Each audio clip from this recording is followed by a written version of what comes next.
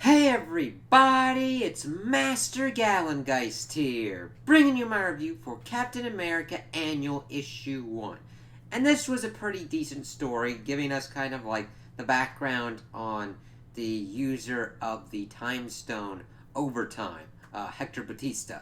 And his character was pretty interesting, and I did kind of like the back and forth that we had with him and Cap, but I think that Cap would have handled this situation differently.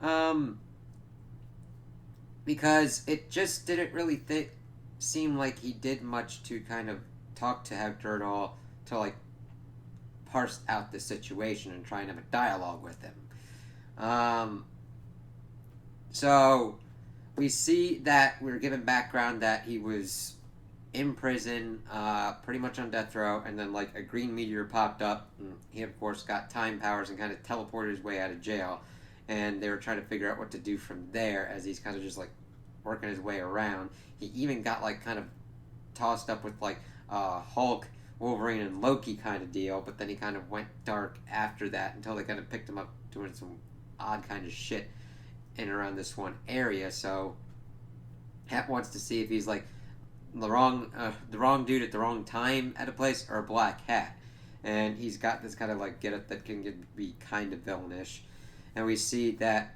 he's trying to use his powers to go back to undo the crime that he did, where he killed this owner couple of this store, and of course Steve and Black Widow are like looking at this place and find out that he's like in this barn, and Cap's just like, no, I gotta take you in. He doesn't really do much of a dialogue to figure out what he's trying to do or explain why he needs to take him in. And Hector is very adamant that he wants to go and undo the terrible thing that he did. We find out later on in the issue that he was like high and angry and had a hair trigger on a stolen gun, and one of them reached for something and he killed them both, and that's what happened. He wants to undo that. Thing is, most of his powers at this point are kind of stopping time just a little bit. And he can't really go back in time at this point, so he doesn't have full control of the time stone.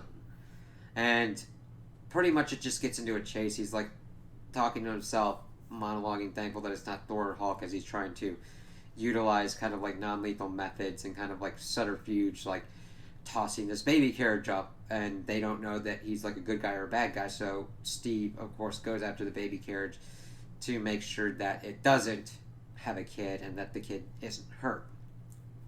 Whereas Widow goes after him and kind of gets him into a tight spot, but he like sends back the bullets on her and he's able to get out.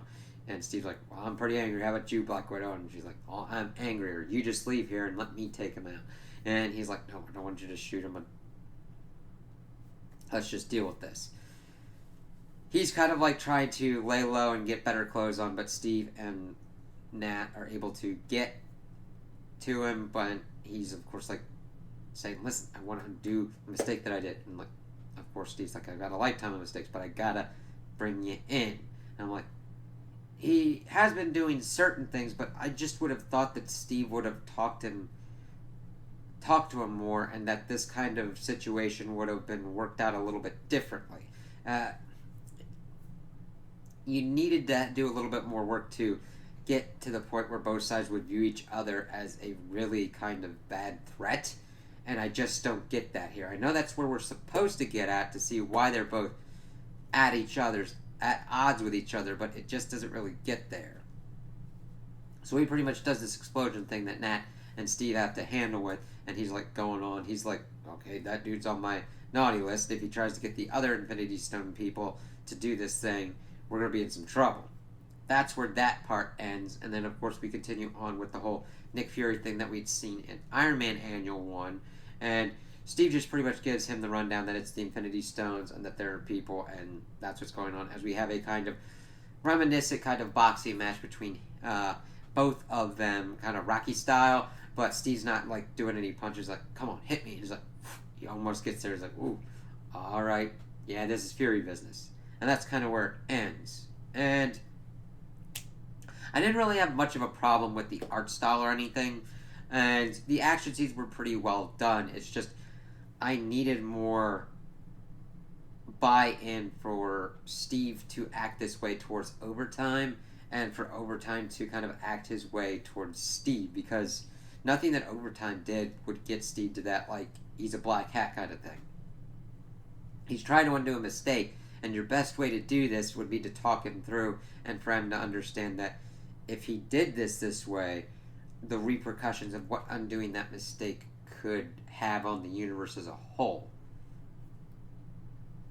That's just kind of the Steve that I've seen in the comics and everything. But I understand that you got different writers and different creative teams kind of like handling different things. It's just I needed more work for this story to kind of justify how the plot was going out. So those are my opinions on the issue. Tell me what you guys think in the comments below. If you liked it, if you didn't like it, if you agree with me, if you disagree with me. Also like and subscribe, and I hope you have a good day.